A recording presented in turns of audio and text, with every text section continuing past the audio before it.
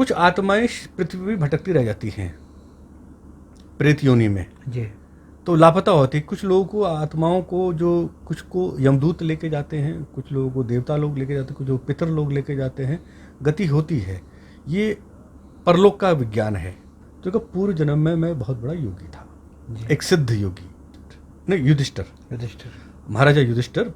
सिद्धियां स्वतः ही हो जाती हैं। सिद्धियों के लिए योग नहीं है, परमात्मा की प्राप्ति के लिए और चित्त का पूरी तरह से क्षेपण करने के लिए, चित्त की पूरी वृत्तियों को शांत करने के लिए योग है। जो इस दिशा में जाएगा वो स्वतः ही सिद्धियों को प्राप्त होगा। तो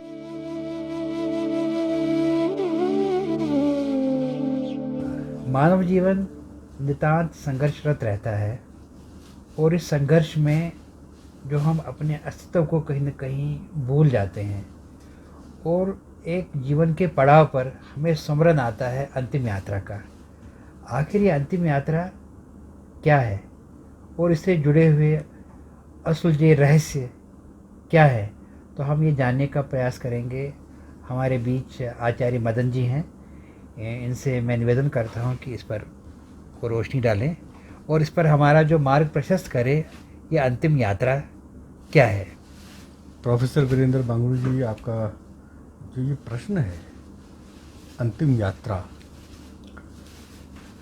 ये बड़ा गंभीर प्रश्न है।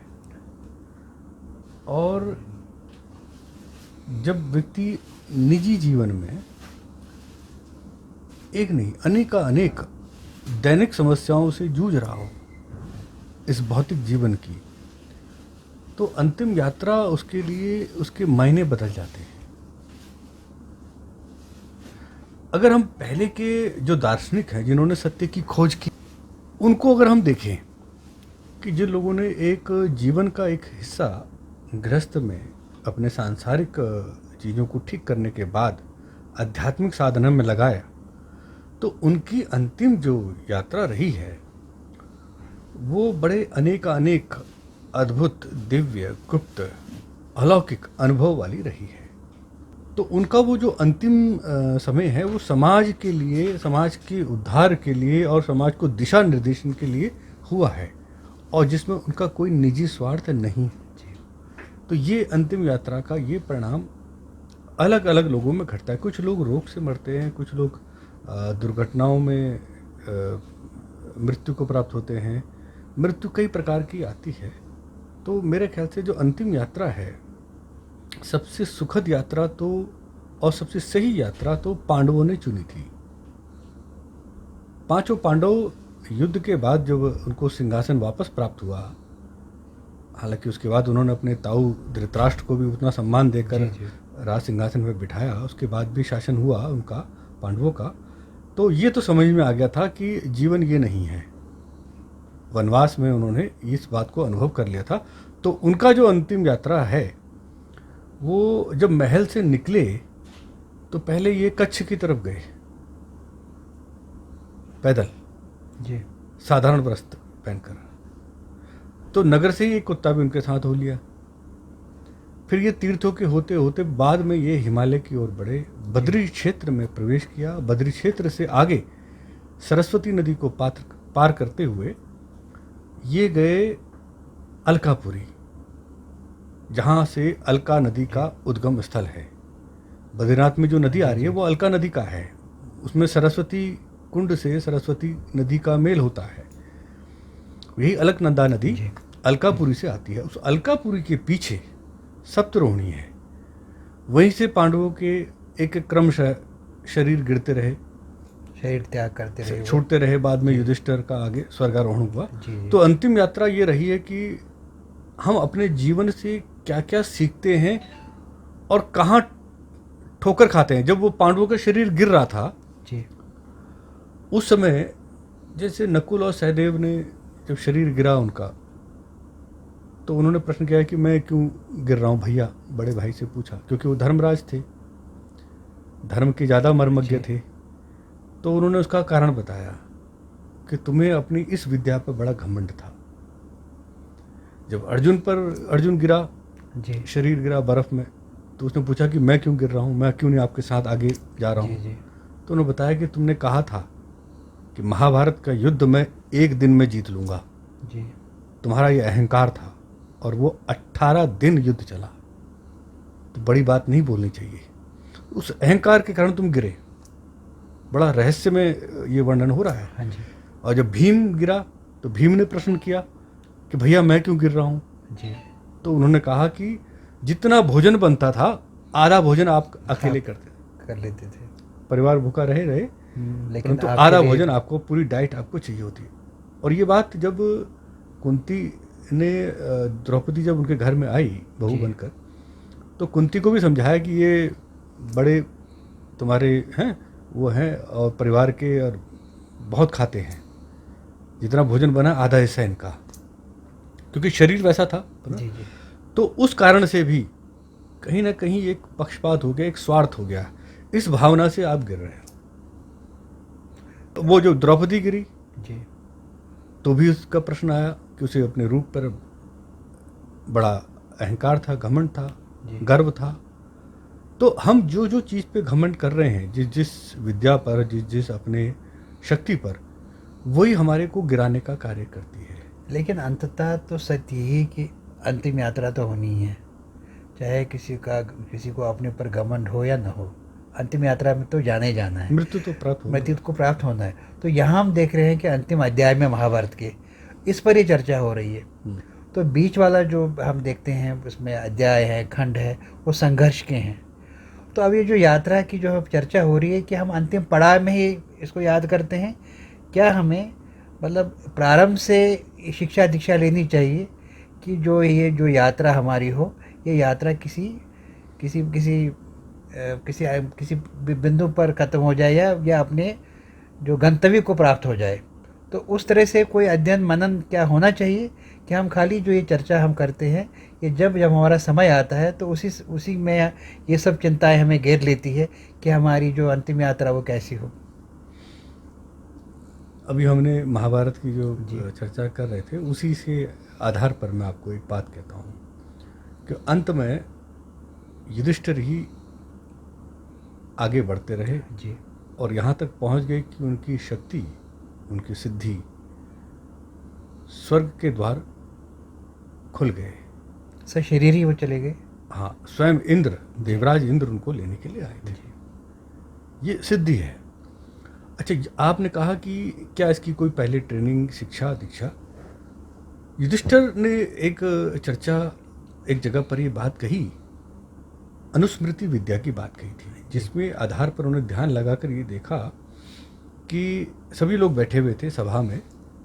कृष्ण बैठे थे और बलराम भी थे और पांडव जो बच गए थे उनके सारे लोग बैठे हुए थे। विचार हो रहा था, धृतराष्ट्र भी थे उस समय, कि इस भयानक युद्ध में 18 दिन तक जो महायुद्ध चला, महाभारत का युद्ध, कि दोनों पक्षों के और लोग थे, कितने लोग मारे गए युद्ध के बाद। तो उन्होंने बताया कि 165 करोड़ लोग जी। 165 करोड़ लोग लगभग, इतने लोग मारे गए। बहुत बड़ी संख्या है। हाँ, समय में। और लगभग 24,000 के करीब लोग लापता हुए।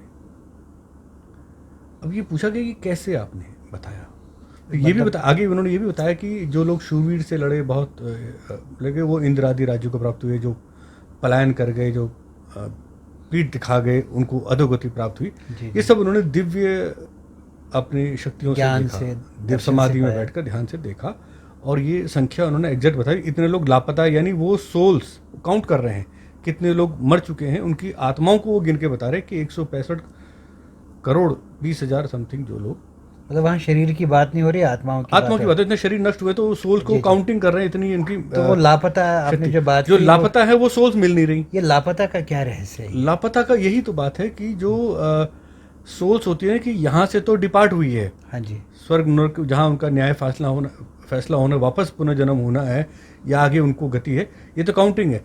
कुछ आत्माएं पृथ्वी में भटकती रह जाती हैं प्रेत योनि में जी, तो लापता होती है। कुछ लोगों को, आत्माओं को, जो कुछ को यमदूत लेके जाते हैं, कुछ लोगों को देवता लोग लेके जाते हैं, कुछ लोग पितर लोग लेके जाते हैं, गति होती है। ये परलोक का विज्ञान है, ये हमें परंपरा से हमें मिला है, कथाओं से मिल रहा है। और जिस पर हम विश्वास करते हैं, और कहीं न कहीं घटनाएं ऐसी घटती हैं पुनर्जन्म की, जी जी प्रेत योनि की, तो वो हमें लगता है कि ये सब अगर विचार करें तो ये बहुत बड़ा विज्ञान है और एक सत्य है। ये शरीर पंचभूतों का एक पुतला ही है जिसको हम प्रयोग कर रहे हैं, जिसके हम रंगमंच के अपने अपने पात्र को निभा रहे हैं, इतना ही तो है। परंतु जो आपने कहा ट्रेनिंग, तो फिर ये पूछा गया कि ये जो विद्या है कैसे बताया आपने, तो कहा पूर्व जन्म में मैं बहुत बड़ा योगी था, एक सिद्ध योगी। युधिष्ठिर, महाराजा युधिष्ठिर पूर्व जन्म में एक सिद्ध योगी थे। योग शक्ति है, योग बल के आधार पर पृथ्वी का शासन करने को मिला। तो उस योग पूर्व जन्म में जो उन्होंने सिद्धि प्राप्त की थी उसका नाम था अनुस्मृति विद्या। हालांकि किसी ऋषि के द्वारा भी ये विद्या का आता है वर्णन कि आप पूर्व जन्म की स्मृतियों को जागृत कर सकते हैं, जागृत कर सकते हैं, प्रत्यक्ष रूप में देख सकते हैं। आपके चित्त के अंदर, आपकी मेमोरी कार्ड में जो चित्त मंडल है उसमें ये शक्तियाँ सिद्धियाँ होती हैं। बस समय का धूल आवरण, अज्ञानता का आवरण हो जाता है। जब अज्ञानता का धूल हटती है, पर्दा हटता है, तो सिद्धियाँ स्वतः प्रकट हो जाती है। योग में भी कहा गया है कि ईश्वर की ओर बढ़ना चाहिए, यानी ईश्वर के लिए साधना करनी चाहिए, ईश्वर के लिए, ईश्वर की प्राप्ति के लिए ही प्रयत्न करना चाहिए। सिद्धियां स्वतः ही हो जाती हैं। सिद्धियों के लिए योग नहीं है, परमात्मा की प्राप्ति के लिए और चित्त का पूरी तरह से क्षेपण करने के लिए, चित्त की पूरी वृत्तियों को शांत करने के लिए योग है। जो इस दिशा में जाएगा वो स्वतः ही सिद्धियों को प्राप्त होगा। तो अभी आपने योग की बात की, तो योग जो प्रचार प्रसार जो हो रहा है वो है व्यायाम की तरफ प्रचार प्रसार हो रहा है कि ये व्यायाम एक करना है सुबह शाम, जिससे शरीर स्वस्थ रहेगा। तो इसमें मन, चित्ती और जो है बौद्धिक विकास की भी तो बात है योग में। और क्या योग में, योग के दृष्टिकोण से ये अंतिम यात्रा किस दिशा में ले जाती है? देखो, योग तो अपना एक दर्शन भी है। हाँ जी, एक बात आपने सही कहा कि वो जो व्यायाम है, वो व्यायाम उसको हम योग कह रहे हैं आज की डेट में। जैसे योगा डे मनाते हैं, योग आसन करते हैं, योगा क्लासेस शुरू हो रही हैं, तो उसमें आप प्राणायाम और योग आसन सारा सम्मिलित कर लिया है। ये क्या है?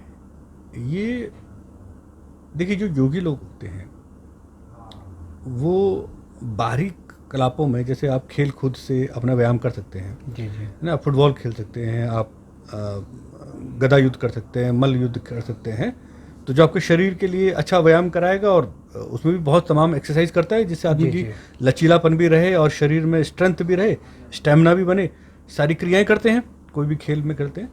तो उसी तरीके से योगी लोगों के लिए अपनी एक मर्यादा है ना। उनको यज्ञ भी करना है, उन्होंने वेदाध्ययन भी करना है, उन्होंने साधना भी करनी है।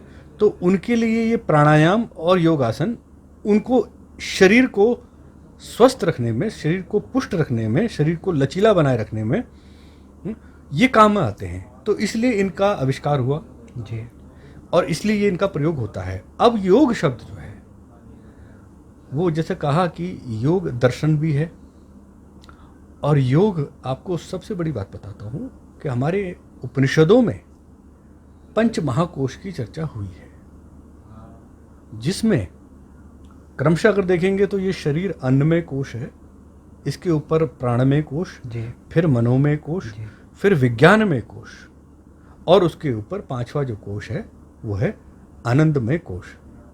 तो जो इससे आनंदमय कोश की जो नीचे जो कोश है वो है विज्ञानमय कोश।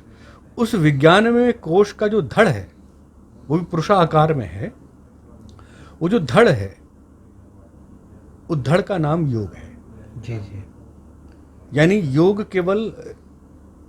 केवल जो है दर्शन का नाम भी नहीं, योग केवल आसनों का नाम भी नहीं, योग तत्व की दृष्टि से विज्ञानमय कोश का, शरीर का एक बहुत बड़ा अंग है। विज्ञानमय कोश का जो एक अंतिम है, जिसमें प्रवेश किया जाता है, जिसमें से निकला जाता है। जैसे आकाश में प्रवेश किया जाता है, आकाश में से निकला जाता है, वो इतना सूक्ष्म है कि चार भूत उसमें प्रवेश करते हैं और उसी से उत्पन्न होते हैं। उसी प्रकार विज्ञानमय कोश के धड़ यानी योग में से अन्य अंग निकलते हैं उस विराट चेतना के, और उसी में प्रवेश करते हैं। इसलिए कहा कि योगः समाधि, उसमें प्रवेश करने का मतलब सब व्याधियां शांत, सूक्ष्म शरीर आपका छूट जाता है, आप अपने मौलिक स्वभाव अध्यात्म उच्चते कहा गया है कि आत्म स्वरूप में आप अपने को प्राप्त कर लेते हैं, वो योग की अवस्था है। और चित्त की वृत्तियां शांत हो जाती हैं, क्योंकि चित्त का निर्माण की प्रक्रिया भी वहीं से होती है और आत्मा के साथ चित्त का संबंध भी वहीं पर ही होता है, उससे पहले नहीं और उसके बाद में नहीं। वहीं से चित्त की यात्रा प्रारंभ होती है। ये बड़ा गूढ़ रहस्य है। तो योग से मुझे लगता है पूरी जो इसकी जो है दिशा, जो हमें दिशा मिल जाती है इस अंतिम यात्रा को लेकर के। और ये भी स्पष्ट हो जाता है कि जो ये पंचभूति, जो ये शरीर है, इसके बाद जो एक सूक्ष्म शरीर है, तो सूक्ष्म शरीर को योगी साधते हैं। तो फिर ये जो है, फिर इसमें ये कोई चिंता का विषय ही नहीं है कि अगर ये शरीर पंचभूत में वापस विलीन हो जाता है, तो योग की शक्ति द्वारा तो हम सूक्ष्म तत्व को लेकर भी हम आगे बढ़ सकते हैं। और ये जो है, ये कोई दुखी होने का कोई कारण हो ही नहीं सकता अगर ये शरीर पंच तत्व में विलीन हो जाता है। तो इससे जो आपने इस पर रोशनी डाली, तो ये बड़े महत्वपूर्ण है। तो फिर भी जो अंतिम यात्रा की जो बात हो रही है, स्पष्ट तौर से इस पर चर्चा नहीं होती, जबकि हमें ये पता है कि हम सीमित अवधि के लिए इस सृष्टि पर हैं। मतलब शतजीवी तो बहुत कम लोग हैं इस संसार में, तो उसके आगे तो बहुत ही संभावनाएं बहुत कम हैं। वो तो कोई योगी हो गए जो कंदराओं में होंगे हिमालय की, तो वो अभी तप कर रहे हैं, जैसे हमें समय समय पर ऐसे सूचनाएं मिलती हैं। अन्यथा तो जो है सामान्य जो जीवन चक्र है, तो उसमें सब आ जाते हैं। तो लेकिन अब ये जो है, जो पूरा शरीर जो यात्रा है इसकी, तो ये समय समय पर हम जो दुख हैं शारीरिक और बाकी जो है मानसिक दुखों से जो गुज़रना पड़ता है इस शरीर को, तो इसमें आत्मा का कितना योगदान होता है, और उसके साथ साथ इसको जो है गति कैसे मिलेगी उस अंतिम यात्रा के लिए, उसके लिए हमें क्या साधना करनी चाहिए। आत्मा का आपने जो विचार किया है, शरीर अलग है, आत्मा अलग है, ये आपने स्पष्ट समझ लिया है। और हम लोग ये मानते हैं कि जो ये सुख दुख है, ये जीवन का एक हिस्सा है। सुख दुख हो, सर्दी गर्मी हो, हानि लाभ हो, मान अपमान हो, इसमें सम रहने की बात कही है। ये नहीं कहा गया कि मेरे जीवन में सुख ही सुख आए, है ना। ये तो साइकिल है, जीवन है तो कोई भी जीवन ऐसा नहीं है कि जिसमें दुख ना हो। हाँ जी। जिन्हें हम भगवान मानते हैं, उनके अवतारों की भी जीवन की आप कथा सुनते हैं, लीलाएं सुनते हैं उनकी, तो उसमें भी दुख है, उसमें भी कष्ट है, संघर्ष है, युद्ध है, उसमें भी हानि है जी, बिछो है, बिछड़ना है जी, रोना है, हंसना है, सब कुछ है उसमें। विजय भी है, हर्ष भी है, उल्लास भी है। तो ये घटनाएं, कोई भी जीवन मुक्त नहीं है हानि और लाभ से। कोई जीवन अलग हो कि जिसमें विजयी विजय हो, सुखी सुख हो, ऐसा कोई जीवन नहीं है। किसी का भी जीवन संभव नहीं है। ऐसा मान लेने से, दूसरा आत्म तत्व को स्वीकार करने से कि इस शरीर के ऊपर आत्म तत्व का शासन है जी, चाहे वो चींटी का शरीर हो, हाथी का हो, मनुष्य का हो, किसी का भी। जी जी, जो भी कोई प्राणी है। हाँ, कि जो बाहर के जो कलेवर है, हाँ जी, ये भिन्न भिन्न है। कोई अलग अलग रंग का है, पक्षी भी अलग अलग रंग के हैं, उसको वो एंजॉय कर रहे हैं। उस देह को आदमी अनुभूत कर रहा है, उसको एक्सपीरियंस कर रहा है। जैसे कोई पक्षी है जिसके बहुत अच्छे पंख हैं, सुंदर रंग वाले हैं, वो उड़ना चाह रहा है, वो हवा में उड़ रहा है, वो उसका आनंद ले रहा है। मनुष्य तो नहीं उड़ रहा। जी जी, पक्षी में ज़्यादा गुण है हमसे। पक्षी हाँ, उड़ने के उड़ सकते हैं, वो उड़ रहे हैं, वो दूर पूरी धरती को देख रहे हैं जी, है ना, वो उसको एंजॉय कर रहे हैं। उसमें भी कष्ट है। मतलब आचार्य जी, आपका ये कहना है कि अगर शरीर हमारा ये है, ये जो आवरण है, आत्मा हमारे भीतर है, जो है सूक्ष्म तत्व जो है हमारे भीतर है, तो इस शरीर के माध्यम से शरीर को वाहन लेकर के हम चलें, और जो हमारी जो गति होनी चाहिए, वो गति होनी चाहिए कि अंतिम यात्रा की तरफ, या वो जो तत्व है, जिस तत्व से जो सृष्टि का निर्माण है, या जो तत्व प्रकाशमान है, तो उसको प्राप्त करने के लिए हम संघर्षित रहें और मन में वो चित्त चेतना में वो चीज़ें आ जाएं कि जो हमारा संघर्ष है, भौतिक चीज़ें तो भी आवश्यक है जब तक ये शरीर है, लेकिन भौतिक चीज़ों पर भी हमारा पूरा ध्यान न जाए और जो जो जो प्रकाश कुंज है हम उसकी तरफ जाएं, तो उससे मार्ग और प्रशस्त होगा और जो ये अंतिम यात्रा है, अंतिम यात्रा हमें और भी सुलभ आनंद करने वाली प्रतीत होगी, न कि हमें लगेगा कि हम शैया पर बैठे हैं, दुख चारों तरफ से हमें घेरे हुए है और जो है इससे मुक्ति कैसे हो। देखो, जीवन की जो सांझ है, हाँ जी। अंतिम यात्रा है, वास्तव में ऐसा कोई सांझ अंतिम नहीं होती। जी जीवन की कोई अंतिम यात्रा नहीं होती, ये प्रारंभ होता है। जी हर एक पड़ाव है, वो अंतिम नहीं है, वहाँ यात्रा समाप्त नहीं होती, यात्रा अनवरत जारी रहती है। आत्मा इस शरीर छोड़कर दूसरे शरीर में प्रवेश कर जाएगी। जी कब तक ये चलता रहेगा? हजारों सालों से तो चला आ रहा है, सैकड़ों सालों से चला आ रहा है, या हम यूँ कहें कि युगों युगों से चला आ रहा है। या जब से करो कि एक सृष्टि नहीं, इससे कल्प में, पहले कल्प में सृष्टि, उससे जी, पहले जी। कल्प में, तो आत्मा तो अजन्मा है, अजन्मा है और अनंत काल तक रहेगा, यानी शाश्वत है। तो जब ये कहा गया है गीता में कि ये जो आत्मा है ये सनातन है, पुराण है, यानी कितना पुराना है पता नहीं, सदा से चला आ रहा है। जी तो जब उसकी तो कोई यात्रा अंतिम कभी हुई नहीं, पड़ा हुए हैं। और मैंने कहा ना, पशु पक्षी हो, हर जीवन में दुख जी। भी है, सुख भी है, वो उसको एंजॉय कर रहा है, वो उसको एक्सपीरियंस कर रहा है। चॉइस हमारे अंदर है, यानी कर्म करने की स्वतंत्रता। कर्म करने की स्वतंत्रता का मतलब ये नहीं है कि मैं कुछ भी करने में स्वतंत्र हूँ, हाँ जी, हाँ जी। क्योंकि जीवन का लेखा जोखा लिखा जा चुका है। ये एक बहुत व्यवस्थित जीवन है, हजारों साल तक का आगे का जीवन जी। बहुत संकल्पित होकर लिखा जा चुका है, किस युग में क्या परिवर्तन होना है, क्या नहीं होना।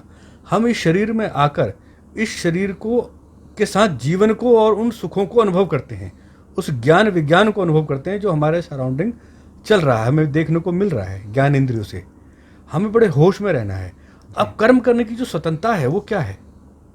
चॉइस भी तो है, चॉइस है। तो सामान्य जो बात करते हैं जनमानस में जो है, मतलब ये संघर्षरत तो रहता है पूरा जीवन, और फिर एक पड़ाव, फिर एक अंतिम पड़ाव हम कह सकते हैं कि इस जीवन काल में तब हमें चिंता सामने आ जाती है अंतिम यात्रा की, कि अंतिम यात्रा में कौन मेरी शव यात्रा में कौन रहेगा, मेरी चिता को कौन आग देगा, मुझे आगे जो संस्कार कौन करेगा, ये चिंताएं हैं। लेकिन अगर ये जो जैसे चर्चा आपसे शुरू हुई थी कि ये जो दर्शन है, इसका जो जीवन और मृत्यु का, ये भी एक दर्शन ही है, हमारे सम्मुख है और ये यथार्थ है। मतलब हम इस सृष्टि में देख रहे हैं, ये सब भोग रहे हैं, सब प्राणी भोग रहे हैं। तो ये जो यात्रा है, ये यात्रा जो है एक सुलभ सुगम कैसे हो सकती है? मतलब सुगम नहीं कि हम ऐसे बैठे रहें, कोई कर्म न करें।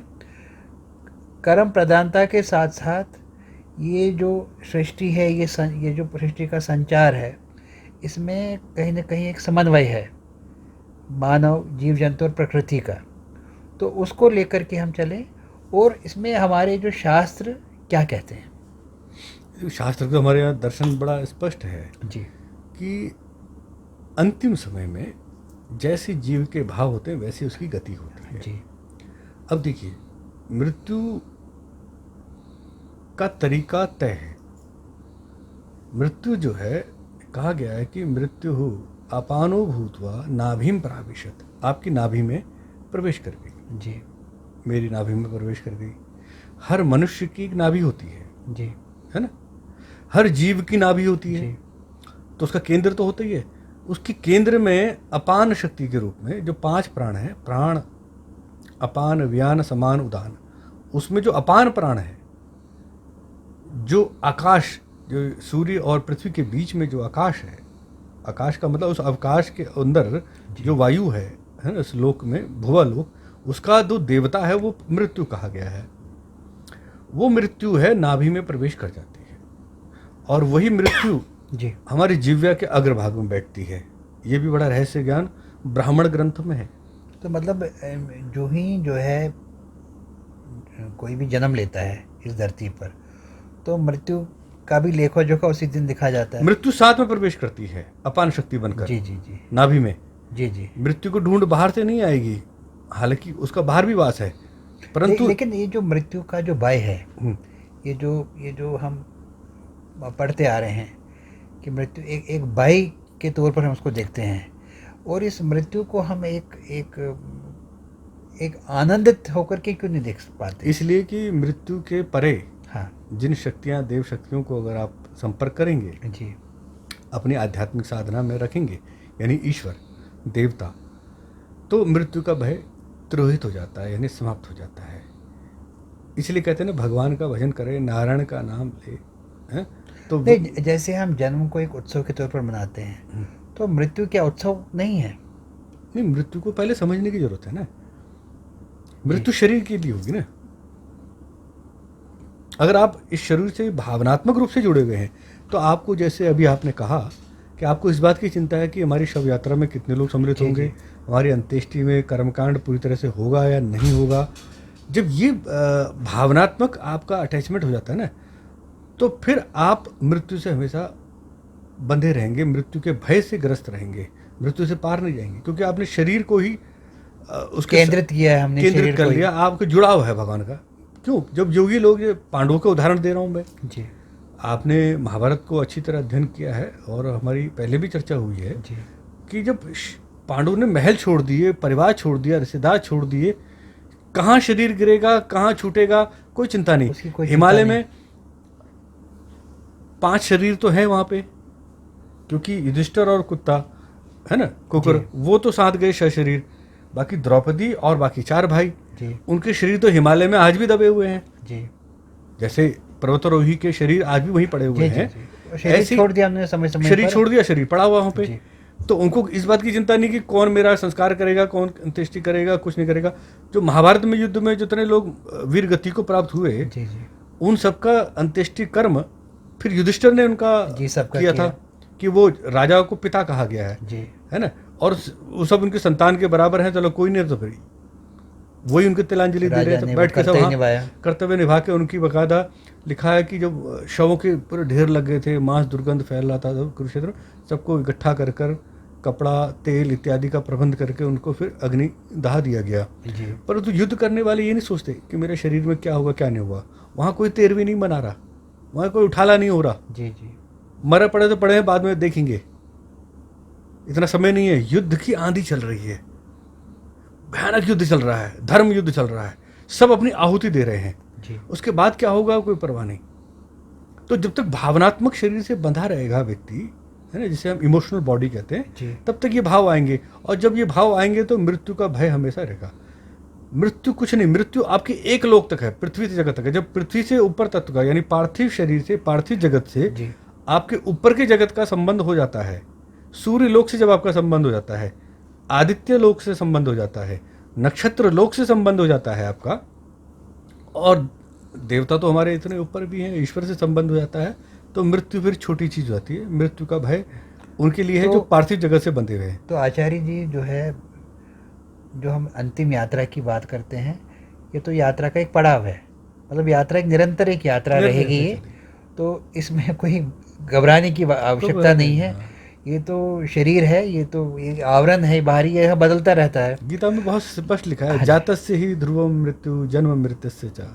जी जी जिसका जन्म है उसकी मृत्यु है, मृत्यु जिसकी होगी। मृत्यु होगी उसका जन्म भी निश्चित है। जी, जी। अब इसमें 3 प्रकार की जो गति कही है कि एक, जैसे चींटी एक पैर रखती है, दूसरा पैर उठाती है, दूसरा आगे बढ़ाएगी, पिछला उठाएगी, फिर एक एक बढ़ेंगे, तो इतने उठाने और बढ़ने में जितना समय होता है उतने क्षण में भी जन्म हो जाता है। ऐसे भी बहुत सारे प्राणी हैं, हाँ, जो कुछ कुछ क्षणिक उनका में भी जीवन होता है। जन्म हो जाता है और आगे जन्म भी होता है तत्काल। जी, जी। और दूसरा है कि एक जन्म ये है कि यहाँ से फिर वो स्वर्ग लोक को प्राप्त होता है, ऊपर के लोकों को, वहाँ सुख होता है, कुछ समय विश्राम, कि पार्थिव बंधनों में दोबारा नहीं फंसना, क्योंकि नीचे गर्मी बहुत है, उष्णता बहुत है।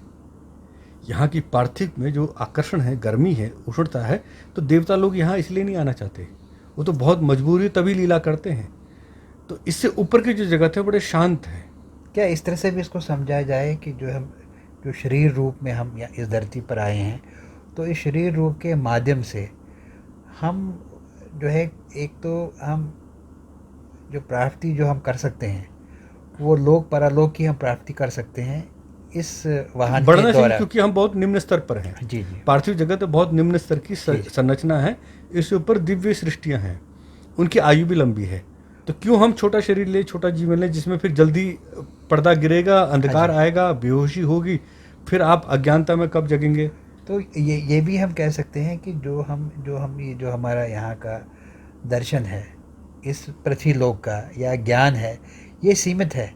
ये इसी मृत्यु लोक के लिए है। नहीं, यहीं जो से जो असीमित। परालोक के लिए जो हमें ज्ञान दर्शन चाहिए, वो अध्ययन चाहिए, वो उसमें शास्त्रार्थ चाहिए, क्या वो हो रहा है? वो सब है यहाँ पर, पृथ्वी में सब कुछ मौजूद है। जी पृथ्वी ईश्वर की सर्वोत्तम रचना और अंतिम रचना है। जी पृथ्वी जगत जो दिख रहा है, ये अंतिम रचना है, यानी ये सबसे स्थूल निम्न स्तर की अंतिम रचना है। नहीं, हम अंतिम रचना उस तरह से कह सकते हैं कि जो भी यहाँ पर प्राणी है, जो भी इसमें जीवन मरण के उसमें चक्र में है, वो इसी पृथ्वी लोक पर हैं, इसी मृत्यु लोक में है। और इसी मृत्यु लोक में उनको वो एक श्रेणी से गुजरते हैं, जिसमें उनका एक बौद्धिक विकास, जिसमें कहीं वो जो हम कहते हैं कि आत्मा की चेतना जो जागृत हो जाती है, तो वो स्थान भी यही पृथ्वी पर है। नहीं, ट्रैवलिंग है ना, एक दिव्य लोक है, दिव्य हाँ आकाश है, वहाँ भी सृष्टि है, वहाँ भी डिवाइन पावर्स हैं, जी वहाँ पे भी बड़ा विज्ञान है, वहाँ पे भी खजाना है। जैसे पृथ्वी के गर्भ में सोने की कीमत ज़्यादा है जी ना, स्वर्ण जो धातु है उसकी कीमत ज़्यादा है। तो ऐसे ही आप कल्पना करें, कई लोग तो ऐसे हैं कि जहाँ सोना ही सोना है, पृथ्वी से कई गुना बड़े लोग हैं, वहाँ पे इससे कई गुना सोना है। जी ये पृथ्वी है, पृथ्वी एक प्रॉपर्टी है। जी इस प्रॉपर्टी को लोग एंजॉय करते हैं। यहाँ पे राजा जन्म लेता है, नहीं तो राजा नहीं होगा, राजा बन जाएगा, सब मनुष्य को अधिकार में लेगा। वो जानवरों, मनुष्य क्या है, जानवरों को भी पालतू बना देता है कहीं, है ना। घोड़ा है जंगली होता है, उसको भी ट्रेन करके पालतू, हाथी को भी पालतू बना देता है। जी तो ये प्रॉपर्टी है। इस प्रॉपर्टी पे वृक्ष, वनस्पतियाँ, ये सब प्रॉपर्टी है। नदी नाले पहाड़, इन पे भी आधिपत्य होता है। तो ऐसे ही कई लोग हैं, इतने बड़ा बड़ा ब्रह्मांड है, खाली थोड़ी है, गैलेक्सी गैलेक्सी भरी पड़ी है, आकाश गंगाओं में की कोई सीमा नहीं है। तो ये भी तो प्रॉपर्टी है। तो ये जो अंतिम स्तर की, निम्न स्तर की प्रॉपर्टी है, बड़ी प्रॉपर्टी इससे भी बड़ी है। तो इसको लोग भोगने के लिए आते हैं, और भोगे और ज्ञान इतना रहे, होश रहे, और यहाँ से आगे बढ़े, तो उसे मृत्यु का भय नहीं होगा। जी जी। तो आचार्य जी, जो ये चर्चा हुई आज ये अंतिम यात्रा को लेकर के, अब ये तो एक, हम कहें तो ये एक अनंत यात्रा है, तो इसमें कोई अंतिम यात्रा नहीं है। तो इस लोक में तो संभव ही नहीं है। तो इस लोक में हमें जो है, जो यात्रा जो हम कर रहे हैं, वो हम एक उसमें एक जो चेतना का एक आभास हो, विकास हो, और जो अपना जो चेतन है, हमें उस तरह से हमें उसको उजागर करना चाहिए, जिससे हमें जो यात्रा में और सुगमता और सरलता मिले, और जिसको हम अंतिम यात्रा करते हैं, ऐसा कोई स्वरूप न मिले। तो इस तरह से आप इसको देखते हैं? हाँ, ये कहने की, जब तेरा दिमाग शांत होगा, हाँ जी मानसिक चिंताओं से रहित होगा, जी तो उसकी अंतिम गति अगर स्वाध्याय है, ईश्वर की तरफ है, विज्ञान में बुद्धि जी है, सत्य की खोज है, और शांति से मर रहा है, शांति से शरीर छोड़ रहा है, तो वो आने वाले जो उसकी जीवन यात्रा के पड़ाव है, उनका स्तर ऊंचा उठा सकता है, जी उनको और दिव्य कर सकता है। ये उसके हाथ में है। जी जी जी कहीं कहीं पे हमें कर्म करने की स्वतंत्रता है, जी परंतु खोजना है। जी जी है? तो परंतु मृत्यु कैसे होगी, ये उसका प्रकार ये पहले से निश्चित है। भगवान कृष्ण भी समाधि अवस्था में बैठे थे, बलराम भी, और ये वर्णन आता है कि उन्होंने जैसे 5 प्राण की बात करें, 5 उप प्राण भी हैं। एक उप प्राण है, उसका नाम है महानाग, नाग बोलते हैं महानाग। तो एक हिचकी आती है, ऐसे ही झटके से भी प्राण निकल जाते हैं। तो बलराम ने एक हिचकी से ही प्राण निकाल के बाहर कर दिए थे, और भगवान कृष्ण भी ऐसे ही शरीर समाधि अवस्था में त्याग रहे थे। जी परंतु उससे पूर्व एक घटना घट गई, उनको एक तीर धोखे से लग गया। जी बाद में उन्होंने उसको क्षमा कर दिया, जब उसने देखा कि वह गलती से मार गया। परंतु मृत्यु से अंतिम समय में घाव होना शरीर में, ये तय है जीवन के साथ। मतलब परंतु भीतर की जो आपकी यात्रा, आपकी पकड़ है कि शरीर को मैंने पकड़ा है, आत्मा को नहीं पकड़ा। आत्मा ज़्यादा पावरफुल है तो शरीर छोड़ दिया। ऐसे ही स्वामी दयानंद सरस्वती का हुआ जी, कि उनको विष से विष उनकी दिया मृत्यु गया। थी, परंतु विष से पहले उन्होंने, जब प्रभाव ज़्यादा बढ़े, मृत्यु करे, उन्होंने समाधि लगा के प्राण छोड़ दिए। जी जी जी। तो उदाहरण तो बहुत सारे मिलेंगे। तो नहीं, हम नहीं। लोग शांति से स्वाध्याय करते हुए अंतिम समय जो है मनुष्य का कर्तव्य है कि वो एकांतवास करे। मतलब अंतिम समय का आभास जो हमेशा रहना चाहिए हमें, कि एक यात्रा जो निरंतर जो यात्रा है, और वो अंतिम यात्रा जो है हम उसको न लेकर चले, निरंतर एक अनंत यात्रा है। और उसके साथ साथ जो हम अच्छे कर्म करें और मन चित्त को शांत रखें और आनंद का जीवन व्यतीत करें, जिससे किसी भी प्राणी को हमारी तरफ से कोई दुख न पहुँचे। तो फिर जो भी यात्रा है वो सुगमता सरलता से आगे बढ़ती धीरे जाएगी। धीरे धीरे जी जी जी। धीरे डिटैचमेंट करते जी, जी, रहें, जी। करते रहें, जी, स्वाध्याय जी, करते जी। रहें, आनंद में रहें। और हमारी अपने परंपराओं में भी जो है डेथ शब्द का प्रयोग नहीं है। हमारा देहांत, देह का अंत हो रहा है। तो जो हमारा आत्म स्वरूप है वो तो हमेशा जागृत चेतना अवस्था में रहे, और उसके लिए हम आगे कार्य करें। धन्यवाद आपका बहुत बहुत, बहुत बहुत आपने इस पर धन्यवाद। जो है रोशनी डाली। और इससे जो है हम सब लाभार्थ होंगे। और जो एक भय की स्थिति में हम कभी कभी आ जाते हैं, असामान्य ऐसे घटनाएं घटती हैं और दुख दर्द उससे गिर जाता है, तो उससे बाहर निकलने का भी जो एक आपने मार्ग बताया हमें, तो उस मार्ग से एक हमें एक नया एक जो एक शक्ति मिल जाएगी।